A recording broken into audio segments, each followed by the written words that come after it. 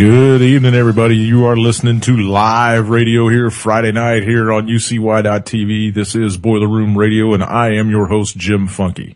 The guy over there in Virginia, that's Lance Musser, but I think he's, there he is. Oh, yeah. Okay, he's back. He was getting himself something to drink just like he usually does 30 seconds before the show goes live. But he made it back to the chair, scrambling across the room, sliding across the tile in barefoot feet.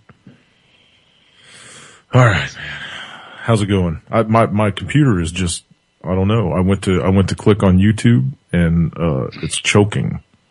It's choking. I didn't even know if I was going to get online because it wouldn't move. The computer wouldn't move and I couldn't get back over to Skype so I could add the call in. Wow. Interesting. But, yeah, we made it by the skin of our teeth. So what's happening with you? Just drying out. You know, after that big rainstorm that came through here this morning. Yeah, tell everybody. I mean, the flooding pictures. He sent me a thing from WVEC, I think it was, and yeah, it's one of our local news people. And you know, you got to keep in mind we're right on the Atlantic Ocean, so I mean we're pretty low. And when it rains, any low-lying areas get, flooded. And there was 4 feet of water in some of the low-lying zones. About 50, 60 cars, I know, lost it today. That's crazy. That's just crazy. Hope nobody's dead. No. I don't like hearing anybody dying. Well, you never know. I mean, it's not over yet. I mean, the flood waters is going to take a little while to recede and whatever. People try to cross flooded streets and they don't realize that, it takes about 6 inches of water to move a couple tons of car. Right. Especially if it's swift water. So, water has mass, folks, and it pushes you around pretty easily. Anyhow, what else is going on?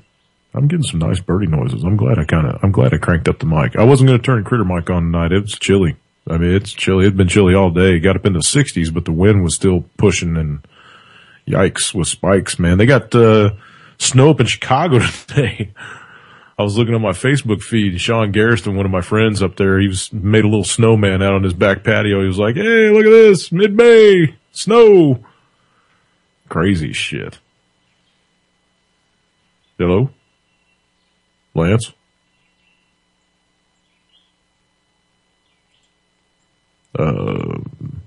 Lance Musser? Wow, he dropped. Okay, I guess I'm solo. Thought I was trying to talk to him and I wound up not. So while I'm waiting for him to hook back up with the call, I'm going to go over here and we'll start off Smoke'em's Market Minute without the Smoke'em's. There he is. Well, you're going to have to do... Hey, your phone's tripping too, man. Holy shnikes. Everything underwater? Did your internet go underwater? Yeah, lost you there too. Well, damn, they just dropped him all the way now. Okay. So like I said, folks, we're going to go ahead and jump over here to, the Hyper Report and we'll give Scott his, 2 minutes and 18 seconds and just like he usually does, 30. Whoopsie. Try to get hooked back up with Lance. I got to jump over here and mute the room so I can play this video. My bad. Everything's just kind of coming apart all at one time. Hopefully not anymore. Hello, this is Scott and this is a Hyper Report. Today's report is sponsored by the free book Ramblings of a Madman. Here are the quotes for various items.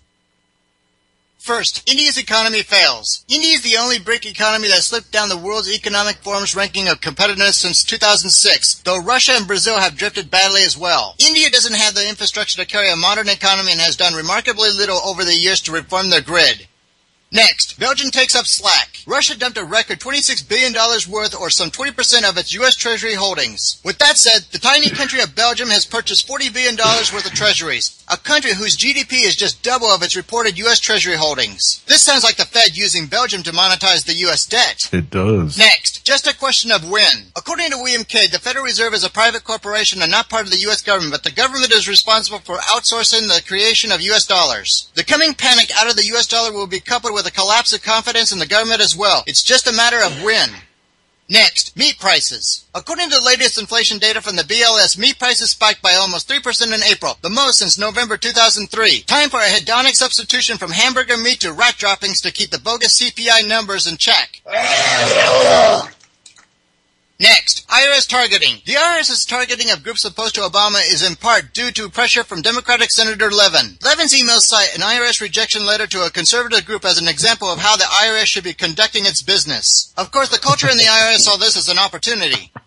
Next, VA hospitals. The Department of Injustice doesn't plan to investigate allegations that veterans that were placed on secret waiting lists at VA hospitals died while waiting for care, according to Holder. Perhaps the Department of Injustice is too busy to worry about those who actually kept their oath to defend the U.S. Constitution.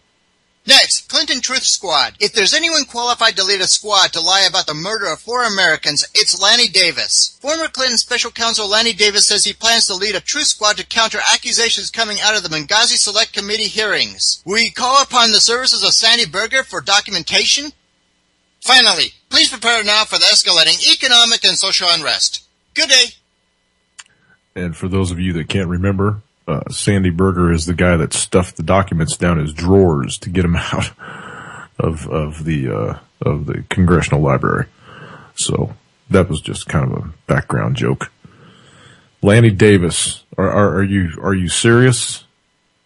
Are you serious that they're going to drag this guy out of the kill closet to run an investigation into Benghazi? Yikes. Have we really fallen that low? Really? I mean, are we really not paying that much attention? Really? I don't know what to say to that one. And it looks as though, okay, he just messaged me and said add me back in. All right, Lance, hang on. You're still on the call, brother. You can just add yourself back in. We'll try to do it. There we go. Okay. All right. Hey, what's happening? I had to reset the router. Uh-oh. Something went underwater. Yeah, you're right. Okay, so you're back. I don't know. Did you hear the hyper report? You probably didn't. You were probably No, but I was hoping you'd play the hyper. I listened to it earlier when you dropped me the link, though. Yeah, I just played it for him as we were waiting for you to drag your butt back into the call. Yeah, it was a good hyper report, too. Yeah, it was. And actually, Marino's pretty good, too. Or Manarino's pretty good, too. He only had just a little 4.5 minute one today. And he didn't screw around. He just kind of laid it out there. Cool. So that's yesterday's. Here's today's. So here's Greg. No ad. All right. Hi, everybody. It's me, Greg Manarino. How are you today? It is Friday, May 16th, 2014. All right, people. A lot of stuff going on here, and I'm going to try to summarize it here so we can make some sense of this and capitalize on it. But before I even get there, let me say this. As I am doing this video blog, the U.S. equity markets are still open. Nothing major is going on here. We're about flat.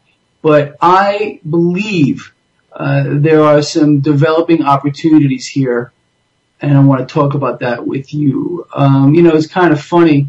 This week, the market got hammered, and people were running around on the financial channels, with their hair on fire, all screaming about losses. Well, you know what? We're making money. You and me both. I've gone over this yesterday's video. We talked about it. I love doing this. I love taking up short positions and betting against assets. You making money? I don't know why, but I like it better than going long. I'm not following them. But I think there's some opportunity here, people. But again, before I get there, let's talk about some really interesting and laughable information that we got today. Consumer confidence fell, and it was that term's laughable. No one expected this. Kidding.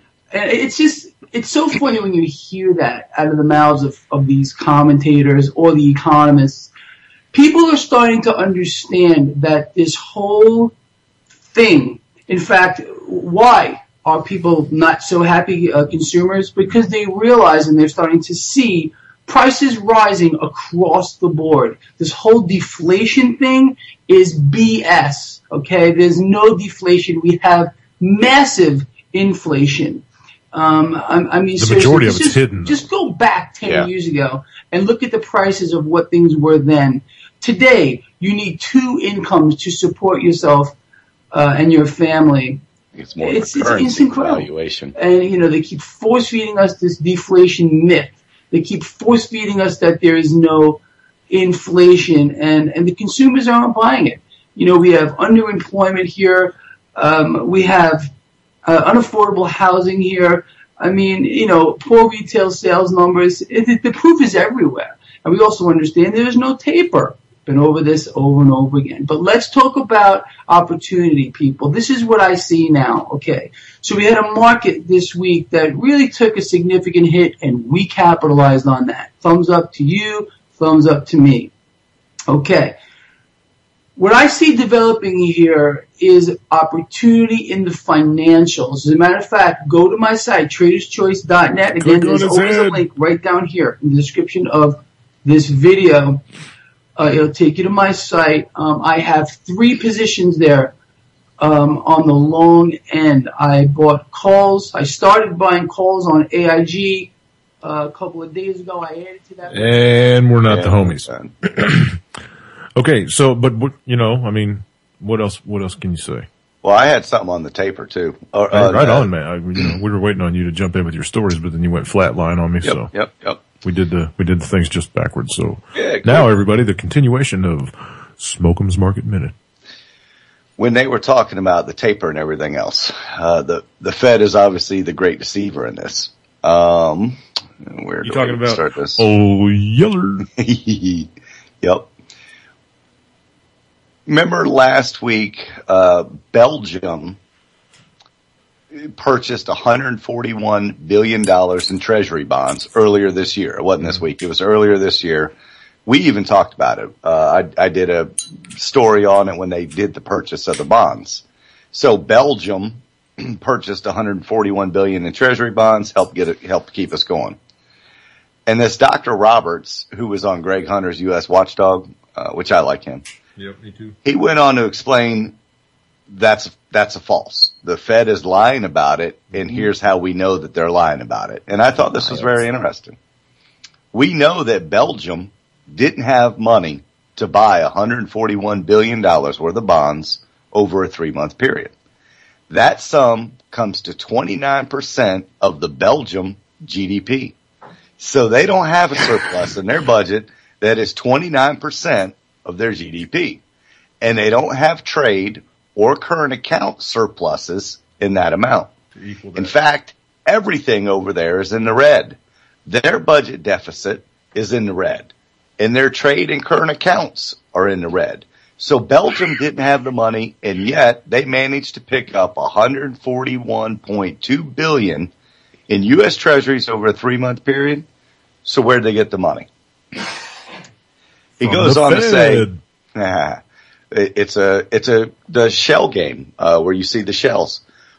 We know their central bank could not have printed the euros to buy the bonds because the Belgian central bank. I wonder if that amount of money equals up to the amount over 3 months that they said they were going to taper.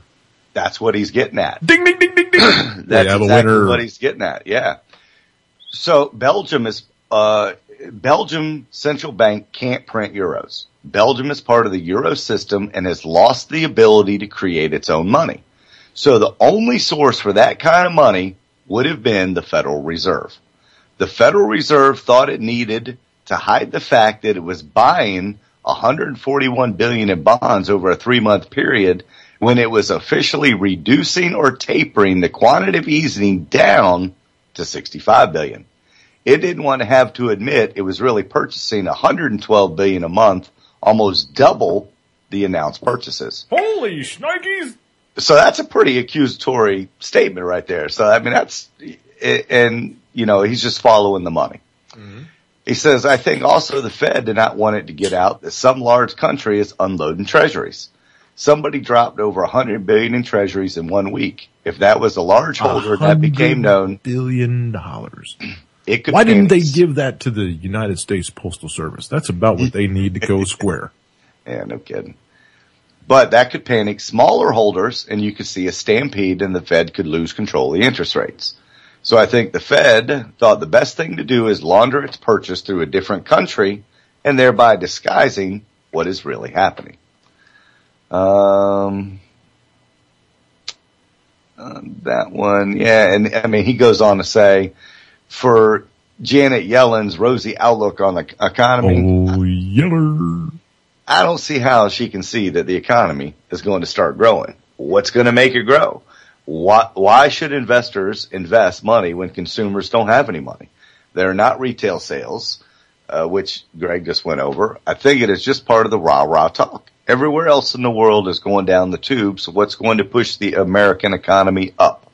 Nothing that he knows of. Ammunition sales.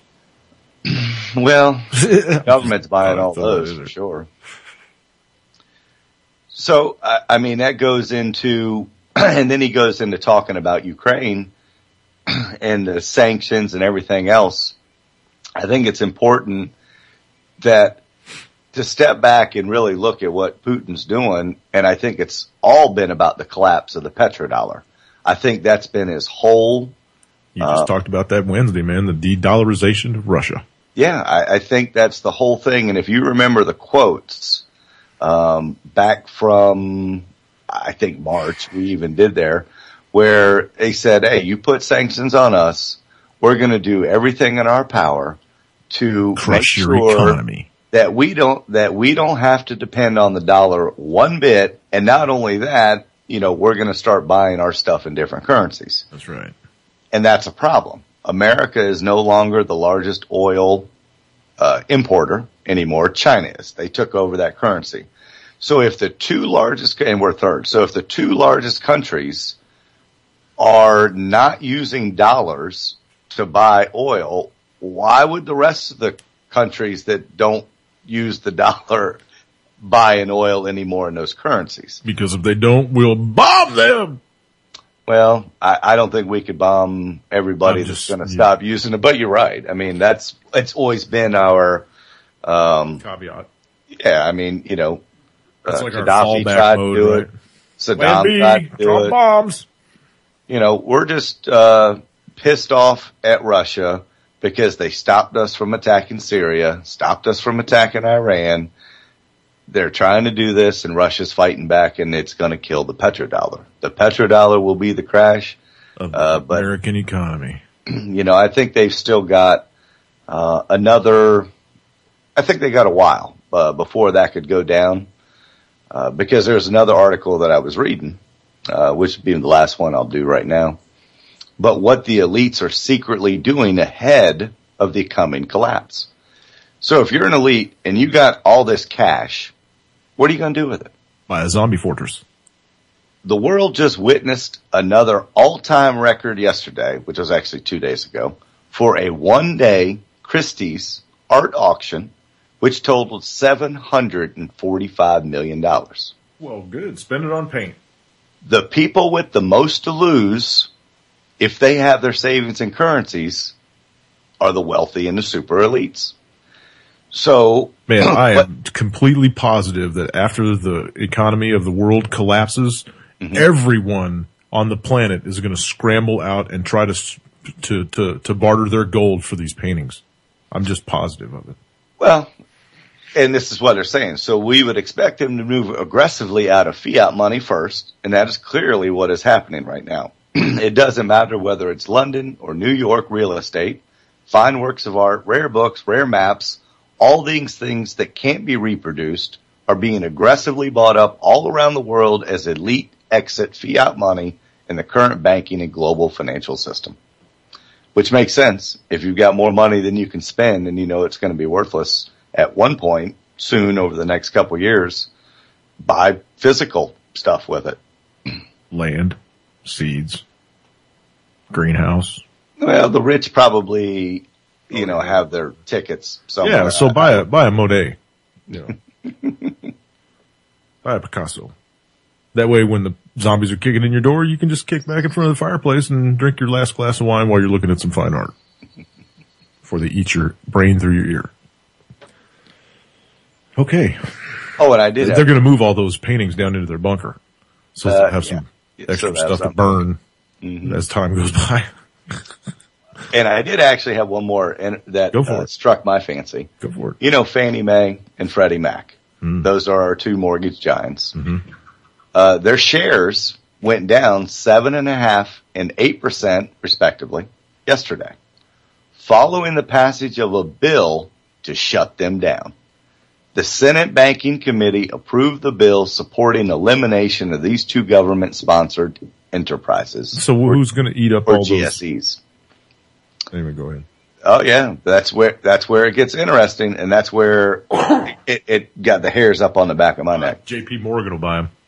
It's going to have to go to the private. So through the bipartisan bill, though the bipartisan bill received support from 13 of 22 members of the Senate committee, several Democrats and Republicans voted against it. Hence, with the lack of full support from the Democrats, the chances of legislation passing the full Senate are slim. Take a drink. Bill, Take a drink. Yeah, let me do that. In September, the government had taken over Fannie Mae and Freddie Mac of September of 2008. In the crash, the government took them over. You remember that? Imagine that. The companies were infused with around $188 billion, with a B, of taxpayer money. Under the terms of the bailout, the U.S. Treasury suspended the dividend payments by Fannie and Freddie to non-government stakeholders. So what they're doing is, at present, Fannie Mae and Freddie Mac own or guarantee nearly 60% of all the loans in the United States. Then obviously they repackage them into securities, and we have that mortgage-backed security, and it's sold to investors. But this plan could come to a close if that, the bill does take over and happen where they close it down. All this would have to shift to private banks at that point, whether they be the big banks or anything else. That would be a problem because you know how hard it is to get a loan right now with Fannie and Freddie still insuring some of that stuff. Boy. It's going to get a lot tougher if they close Fannie and Freddie down and don't have another. We're too dependent upon them now. Man, oh man, Hunter Biden missed out on an opportunity there. He should have opened a bank instead of moving to Ukraine. Well, he was head of HSBC at one time. I'm sure he still gets dividends from them. You know he still gets his dividends. Yeah. He's done a lot of shit for as young as he is. That it? Yeah. You're done? Yeah. Well, shit. You got 6 minutes left still. No. I'll save that one. And I got an awesome quote at the end of the show, too. Oh, right on. Okay. I got a couple of things I want to talk about to the people that are in the chat room. And this is one of them. You and I actually talked about this just a little bit earlier before we did the show. We were going back and forth in Skype about this. Kind of something that made my tiny hairs on the back of my neck stand up just because of dots that you could probably connect when it comes to something like this. And if you look back to 2011 and what happened off the coast of Japan, it's just kind of makes you pay attention. Now, actually, we just heard about this, or I just heard about this and passed it to Lance. I don't know if he heard about it before, but I just heard about this today. May 16th of 2014. This article actually dropped, December 20th of 2013. And, people are just now starting to talk about it, which makes me kind of nervous too. Anyway, the, title of the article is Earthquake Tsunami Hazard in Caribbean Higher Than Previously Thought. I don't know if anybody else has covered this or not. I don't remember hearing it right off the top of my head, so we're going to jump into this right now. Enough strain may be currently stored in an earthquake zone near the island of Guadalupe to cause a magnitude 8 or larger earthquake and subsequent tsunami in the Caribbean, according to U.S. Geological Survey studies. Remember, folks, this was December of last year. USGS and French researchers studying the plate boundary in the Lesser Antilles region, the area where 20 of the 26 Caribbean islands are located, estimate that enough unleashed strain may have been accumulated offshore of Guadalupe to potentially create a magnitude 8 to 8.4 earthquake. A magnitude 7.5 to 8.5 quake in 1843 killed several thousand people in Guadalupe, and a similar quake in the future could cause several tens of several hundreds of fatalities and hundreds of millions to billions of dollars in damage. The paper was recently published in the Geophysical Journal International. Perception that a megaquake can occur in the Caribbean is low because none have ever been observed over the past century, and the rate at which the tectonic plates converge is fairly slow, said USGS scientist Galvin Hayes, the lead author of the paper. Nevertheless, we show that enough unreleased strain may have accumulated over the subduction zone since the 19th century to generate a megaquake in the near future. The impacted areas of Guadalupe are of concern because these islands are popular with tourists. The shaking hazard from the scenario earthquake predominantly limited to Guadalupe, although other islands could be affected by the earthquake hazards from more local sources. Because of the thrusting style of the earthquake modeled in the tsunami, a significant tsunami could result, which would impact Guadalupe and be hazardous in other areas around the Caribbean. The impact of the tsunami would be likely fairly minimal on the east coast of the U.S. That's nicely downplayed that. Based on historic strain release computations and previous research, the research team modeled several scenario earthquakes in the 7.5 to 8.5 magnitude range, using a variety of potential earthquake rupture areas and utilizing the USGS shake map and pager software packages. Strong ground shaking during the scenario would likely cause loss of life and costly damages. So I'm going to go ahead and drop this into chat just for anybody that wants to do a little bit of research on that tectonic boundary. It seems kind of odd that they would just, 5-6 months later start talking about this. We have had several earthquakes in that area as of recent. I did notice on the quake maps that I've been looking at over the last couple of hours since I found this. And it just kind of makes me wonder about the whole 2011 quake, because that was very unpredicted for that magnitude of a quake to hit in that area. Go ahead. No, they're happening everywhere around the world. I've seen that earthquake map and the volcano map. There's tectonic and plates shifting all over the planet. Yeah, it's kind of scary. We're seeing record floods all over. You're experiencing one right now in your area. It's typical here, though. We're such a low-lying area. It's really typical. We can't, you can't drain water when you're at or below sea level anyway. So, right. We can't ever gauge it because it's standard. That's why we have flood insurance everywhere. Yeah, but I'm talking about over in Europe, they're experiencing massive floods and massive. We saw that over in England and Ireland and stuff like that. They had the worst storms they've ever had. Yep. It's pretty horrible. So, you got anything else over there? You got another story? We're going to go back and forth tonight, or because we're still not only half hour into the show. No, I didn't have. You had dropped me another link on a story that I was reading, but I don't even remember what it was now. So no, I didn't have anything else. Oh, okay. I'm just. Oh yeah, the whole we're going to hit that whole exoskeleton thing here in a little bit, but I want to lay out this one too. I want to drop this for everybody. This is something that I tweeted out just a little while ago too. This is from CNN, and I don't know if anybody's paid attention to what's going on Capitol Hill, but they have a battle plan now for a zombie apocalypse. This is inside the United States. Lance and I were talking yesterday about troops being trained in local-looking towns where the street signs are all in American, First and Main. They got churches in these little mock towns that they're training in. They got mosques in these little mock towns that they're training in.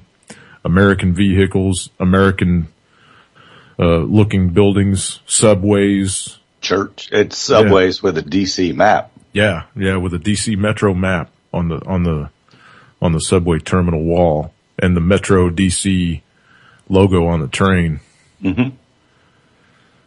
The American troops training in these mock towns now for deployment inside the U.S. Anyway, this is out of Washington. Never fear the night of the living dead. The Pentagon has got you covered. From responses to natural disasters to catastrophic attacks on the homeland, the U.S. military has a plan of action ready to go if any incident occurs. It has also devised an elaborate plan should a zombie apocalypse befall the country, according to a Defense Department document obtained by CNN. In an unclassified document titled CONOP 8888, officials from U.S. Strategic Command used the specter of a planet-wide attack by the Walking Dead as a training template for how to plan for a real-life, large-scale operation, emergency, and catastrophe. And the Pentagon says there's a reasonable explanation. The document is identified as a training tool which is used as in-house training exercises where students learn about the basic concepts of military plans and order development through fictional training scenarios.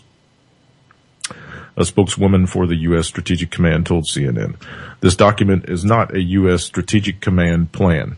Right. Nevertheless, the preparation and thoughtfulness exhibited by the Pentagon for how to prepare for a scenario in which Americans are about to be overrun by flesh-eating invaders is quite impressive. A wide variety of different zombies, each brandishing their own lethal threats, are possible to confront and should be planned for according to the document. Zombie life forms crafted via some form of occult experimentation in what might otherwise be referred to as evil magic to vegetarian zombies that pose no threat to humans due to their exclusive consumption of vegetation. To zombie life forms created after an organism is infected with a high dose of radiation are among the invaders of the documented outlines. Nice. Vegetarian zombies. That's very thoughtful of them. Every phase of the operation, from conducting general zombie awareness training and recalling all military personnel to their duty stations, to deploying reconnaissance teams to ascertain the general safety of the environment, to restoring civil authority after the zombie threat has been neutralized, are discussed. All the rules of engagement with zombies are clearly spelled out within the document. The only assumed way to effectively cause casualties to the zombie ranks by tactical force is the concentration of all firepower to the head, specifically the brain. The plan reads, the only way to ensure a zombie is dead is to burn the corpse. There are even contingency plans for how to deal with hospitals and other medical facilities infiltrated by zombies and the possible deployment of remote-controlled robots to man critical infrastructure points such as power stations if the zombie threat becomes too much. Robot power stations. You hear that? A chain of command from the president on down, along with roles to be played by the State Department and intelligence community for dealing with the zombie apocalypse, are clearly spelled out in the document. The training document was first reported by Foreign Policy magazine. This is also not the first time zombies have been used as antagonists in the U.S. government training operations. Both Centers for Disease Control and the Department of Homeland Security have used creatures as vehicles for training their personnel in the past. Defense officials stress the report is in no way a signal of invasion of zombies on the horizon. The only real purpose of the document was to practice how to execute a plan for handling something as large and serious a situation like flesh-eating beings trying to overrun the United States. Okay. I think that's enough of that article. Well, I've seen the videos in the past too, and I dropped the link to you on YouTube. Yeah, they had one out in California. It was California, and I think there was one in Florida. And it looked like it was on a movie set, but the police are obviously training. I mean, you can see that they're training. They cleaned up this whole island, and they had like 10,000 people playing zombie. Mm-hmm. And let me throw this out there. I wonder how much that cost us. Tax. Well, let me throw this out there. Go ahead. What if they're just using zombies just to desensitize the police killing, just getting them, your typical police officer doesn't get to shoot a whole lot of people in his line of duty. He writes more tickets than he shoots people. Yeah. So they have this training on zombies that are real people with zombies, but they're shooting them. So they're getting that feel, that adrenaline, getting in that kill mode. That's why they do all the in-school trainings and stuff for live active shooters. if it ever came to where they were real people and not zombies, hey, just like we trained, they've already got the, Yeah, if they got a Ron Paul shirt on them, drill them. I'm just throwing that out there. Right. A desensitizing tactic, if you will. Right. So we're all going to be zombies when the dollar collapses, when Russia finally tells us to FO. Right? I mean, that's what's going to happen. The dollar's going to collapse and everybody's going to go all freaky. And then, I guess their orders are going to be, hey man, if they're raiding a Walmart, kill them. It'd be easier to wipe out Washington, D.C., because you already know that they're setting up Denver to be the new capital of the United States. I mean, there's been talk about that for a while, right? Yeah, the whole city underneath the airport. Right. Denver airport, everything else. So we know. The mural. And and that's a proven contingency plan, government plan that was leaked or whatever, that is a new capital in the case of tsunami, whatever you want that wipes out D.C., an alien invasion. So you think that's where the false flag is going to be in D.C.? Well, think about it. D.C. Metro train. Think about it. What if you Subway. wiped out D.C. either in a natural disaster by setting off a bomb in the water, causing a tsunami to come in, a bomb over the city or a suitcase nuke or whatever you want. Mm-hmm. If you were able to destroy enough buildings in D.C. where they had to move the capital, dude, who's worried about the economic picture at that point? I mean, somebody attacked us, and it's like a raincoat. The blame will fall right off of their back, and then they just move on and continue as business as usual. Because they already have all those people in place. Oh yeah, Department of Homeland Security has just been sitting idle. Collecting ammo, collecting weapons, collecting vehicles, collecting barricades, collecting body armor, collecting people. There's been a lot of talk, on DC because of the, what is it called? The American Spring started today. So hold on. Let me talk about this for a minute because I tuned in to Rachel Pete Santilli? Pete Santilli? No, Rachel Madcow. I tuned into her last night, and she just belittled, the whole people, the colonel, all the people, the crowd. Then I turned on Reverend Al Sharpton today, and he was calling them all factless, moronic idiots. Both guests, Grayson was on there. Tell Sharphead crazy. That he needs to write a check for $2.1 million to the feds. But I mean, when you think about taxes, the guy was trying to get 1 in 10 people, 1 in 10 Americans out there, and I think he got between 1 and 10. There was about 10 out there, and that's what the count was. We want between 10 and 30 million people out there. So take it at its word. This event was a huge success because it was between 10 and 30 million. There was probably 200 people out there. So I saw from the video, all the live stream. I watched it on 5 different people's, feeds today. Maybe 200 people, 300 people at the most at different times of the day. Tomorrow they're expecting more people.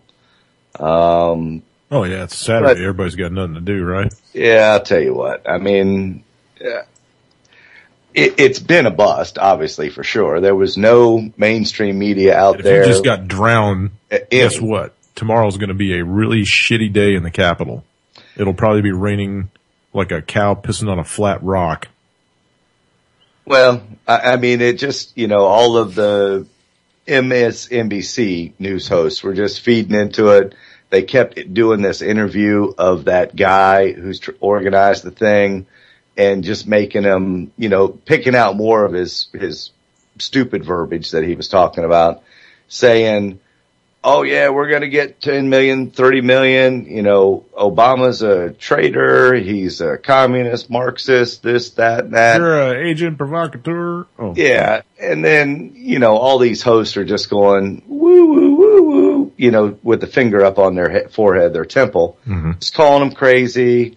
The guy doesn't know what he's talking about, you know, and then they're all making fun of it. Oh, 30 million. Well, yeah, Jules DH just nailed it. Bundy or DC. But it's the exact same thing, Hawk. It's the exact same thing that's going on with this colonel he's an agent provocateur. Yeah. This American Spring thing is nothing but a way to take pictures of everyone that shows up. Hey, I will say this. The FBI has already started investigations into everybody they got at Bundy. Okay? So if your face was out there in the open and you didn't have nothing covering it up, they got your picture. And they will be looking up your ass to find something to throw you in jail. Right, because they have you because of facial recognition. That's right. You can't smile when you take your driver's license anymore. Congratulations, all you jacklegs that are showing up in D.C., you have just opened a file on yourselves. But you know what was interesting is I was watching Rachel Madcow last night. This was last night's show because she doesn't come on till 9. I was sitting there playing pool and watching her on TV because I wanted to see if they would say anything about this American Spring today. And, you know, she said that there was going to be just as big of a congregation or larger out in Bunkerville. Yep. So then I see the post today when I'm waiting for this Ustream to come on that says, alert, alert, mainstream media is throwing out misinformation saying that it's happening in Bunkerville and in D.C. And don't believe anything you hear. It's only happening in D.C. And I thought that was very interesting that she put out last night that they were meeting in Bunkerville. Obviously, they knew it was a false story, but yet they still came out on the air and said it. That's just bullcrap. Mm-hmm. They all ought to be in jail because they're treasonous just as like the rest of the politicians. It's because they're right in their pockets, man. If that's not proof. And I was sitting there watching it going, you know what? I can't believe I used to watch this every night and nod to them. Your tinfoil hat wasn't tight enough back then. Well, you know, some of the stories I still agree on, and I still agree on some of the Bill O'Reilly stuff, Twinkies. But not many. Yeah. Bill O'Reilly? Please. Please. Now, man, the man still makes some points. He still does make some points. He's belligerent. He's an idiot sometimes. He's over the top, just like Rush. But they do have some good points. Like what? The one on top of his head? I'll tell you what, remember when you were talking about insurance and signing up for it in the hospital, and I used the analogy of, so you pull up in your driveway and your house is burning and you call your insurance company and say, I'd like to throw some insurance. Yeah. Yeah, guess who wrote that one? Rush Limbaugh. I never told you that, but that was a good, so I mean, he does have some good stuff. And I pulled that from him. I just never told you that. Yeah. Okay. So here we go. Colonel Riley, that was his name, sorry. Colonel who? Riley, Harry G. Riley, I think. O'Reilly. Somebody posted that in there. That's the guy's name. Okay. So here's the last thing I want to quit with. We got about 15 minutes or so. And everybody get ready for the World Cup. It's coming in June. June 12th, I think, is the opening ceremonies. I think it's right at the top of this article. And I'm going to go ahead and read this article to everybody. Probably not the whole thing because it's quite extensive, but I'll read a little blurbage of it and you'll get a feel for what it is, and I'll drop it in the room and we're going to chat about it for a minute. Is this mind-controlled exoskeleton science or spectacle? Is the name of the article. This is out of Wired online. If you tune into the opening ceremony of the World Cup in Sao Paulo on June 12th, you might see something truly spectacular. If things go according to plan, a paralyzed young adult will walk onto the field and kick a soccer ball, assisted by a robotic exoskeleton operated by the person's brain. The man behind this bold plan is Miguel Nicolais, a Brazilian-born neuroscientist based at Duke University. Nicolaus is leading researcher in the field of brain-machine interface, devices that tap electrical signals from the brain to operate computers or prosthetic limbs for people paralyzed by accidents or neurodegenerative diseases. He sees the World Cup demo as a milestone for the Brazilian science team and a step toward making wheelchairs obsolete. He has compared it to putting a man on the moon. Not everyone shares that view. Some researchers have raised scientific and ethical questions, including whether the technology is as advanced as Nicolaus claims, and whether the demo risks exploiting the participant or raising false hopes by promising too much too soon. There's a lot of people betting that it's really nothing amazing, and it's really just grandstanding, said Daniel Ferris, a neuroscientist and biomedical engineer at the University of Michigan. Ferris says he'll reserve judgment until he sees it. But even for experts, the science behind the demo will be difficult to evaluate simply by watching it on television. For brain-machine interface researchers, the impressiveness of the demo depends largely on the degree to which the exoskeleton is controlled by the person's brain. If the brain merely sends stop-go signals that prompt the robot to execute a pre-programmed set of movements, that's roughly in line with the current state of the science. Several exoskeletons can allow a paralyzed person to walk slowly already and are commercially available, and researchers have had some modest success starting and stopping them with signals from the brain. At the other extreme, if the person walks gracefully at a normal speed and can make adjustments on the fly, like if the ball moved just as they were about to kick it, that would be a phenomenal advance. When I visited his lab last year, Nicolaus was planning to use electrodes surgically implanted into volunteers' brain to record the signals of individual neurons and brain regions that control movement and use these to control the exoskeleton. However, his team plans to use non-invasive EEG electrodes placed on the scalp instead.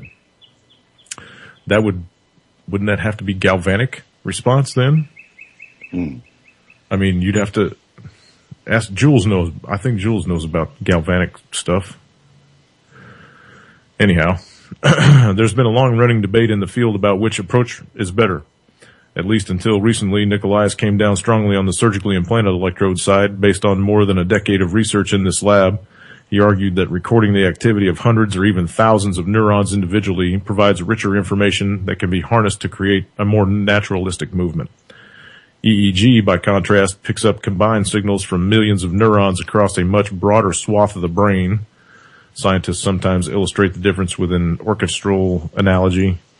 Blah, blah, blah, blah, blah. Neither approach is perfect, and major challenges facing the brain-machine interface researchers is how to get enough information out of either type of signal to operate the sophisticated robotic devices engineers can now build. The neuroscience hasn't caught up with the robotics yet. Okay, so this keeps going and going and going. There's a couple of videos associated with this article also that are pretty interesting. You know, I'm suggesting that you go ahead and read this kind of stuff. But we got 10 minutes, Lance. Let's talk about this for just a minute. This is leading to the whole what do they call it? The meshing of human and machine. Yeah, combining them together. And it's interesting because, you know, my best friend, who died last year. Yes, sir. Was in a motorcycle accident, paralyzed from, he was a T4 paraplegic, so it was right below the nipples down. His wife left him, long story, but he ended up living with me for a while. He was my best friend before he got paralyzed, still continued after. Also a brain injury survivor. So, you know, I'm not sure that if you had any kind of brain injury, I'm not sure how they would work tied to your brain. So that would be an interesting one.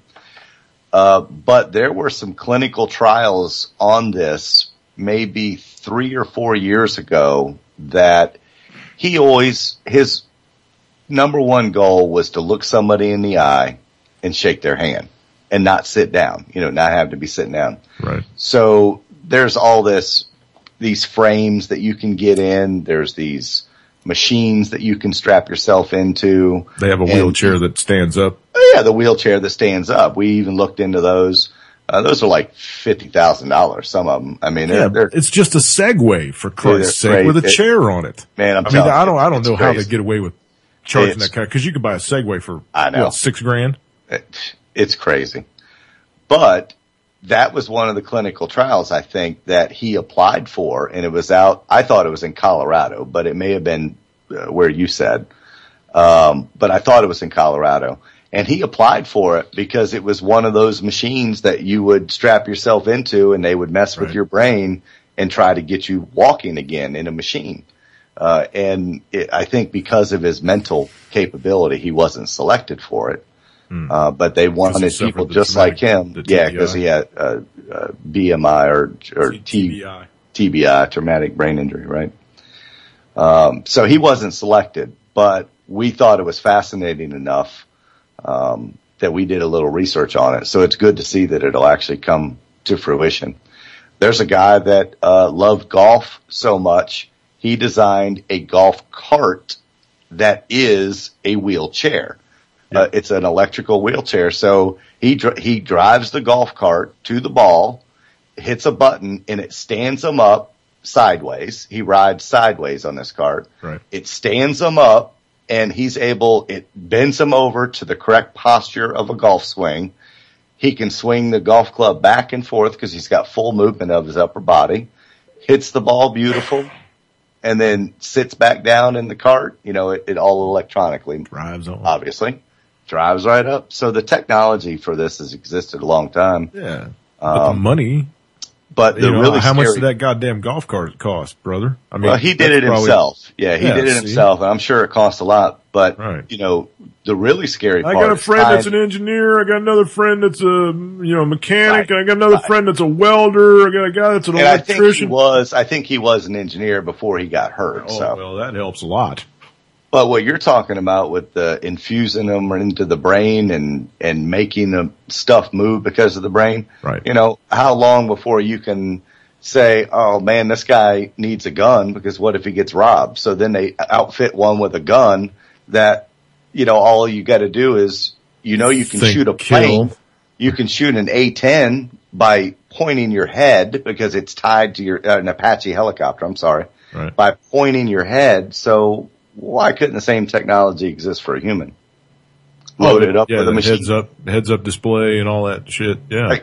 And just look and point. That way your aim is right so on every time. The Predator dude had the little gun on his shoulder that just flopped up and then looked at, wherever he looked, it turned and phew. Right. Yeah. So there you go. That's some scary stuff. That's great, man. Let's all have one of those suits. I want one. I mean, think about it. If they can make this for people that can't walk, imagine what it would do for somebody that can. You could be just like extreme lazy. Yeah. Hey, walk me over to the McDonald's. How great would that be? Well, for a paralyzed person, it would be like landing on the moon for the first time. I mean, it would be absolutely wonderful. If you believe they landed on the moon. I think that we did, we didn't see the footage of it. Yeah. Because they got killed.